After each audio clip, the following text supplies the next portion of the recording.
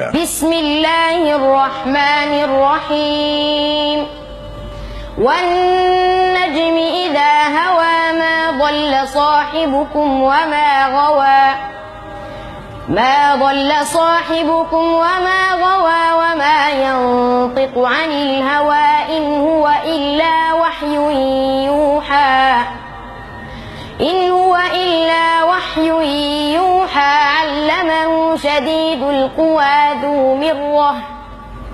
فاستوى وهو بالأفق الأعلى ثم دنا فتدلى فكان قاب قوسين أو أدنى فأوحى إلى عبده ما أوحى ما كذب الفؤاد ما رأى أفتمارونه على ما يرى ولقد رآه نزلة أخرى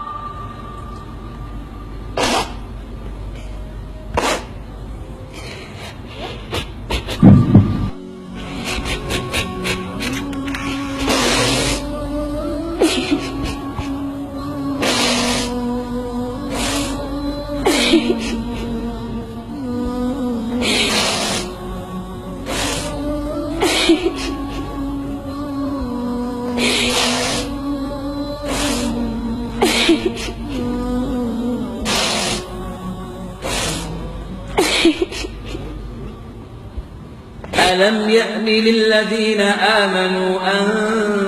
تخشع قلوبهم لذكر الله وما نزل من الحق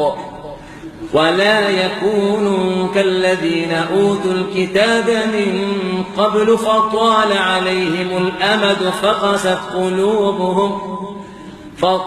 عليهم الأمد فقست قلوبهم وكثير منهم فاسقون ولقد رآه نزلة أخرى عند سدرة المنتهى عندها جنة المأوى إذ يغشى السدرة ما يغشى ما زاغ البصر وما طغى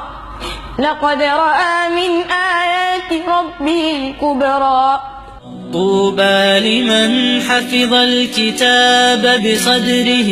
فبدا وضيئا كالنجوم تألقا وتمثل القرآن في أخلاقه وفعاله فيه الفؤاد تعلقا وتلاه في جنح الدجى متدبرا والدمع من بين الجفون ترقرقا هذه صفات الحافظين كتابه حقا فكن بصفاتهم متخلقا. إن في هذا رسالة إلى كل من هجر القرآن واطمأن إلى الحياة الدنيا،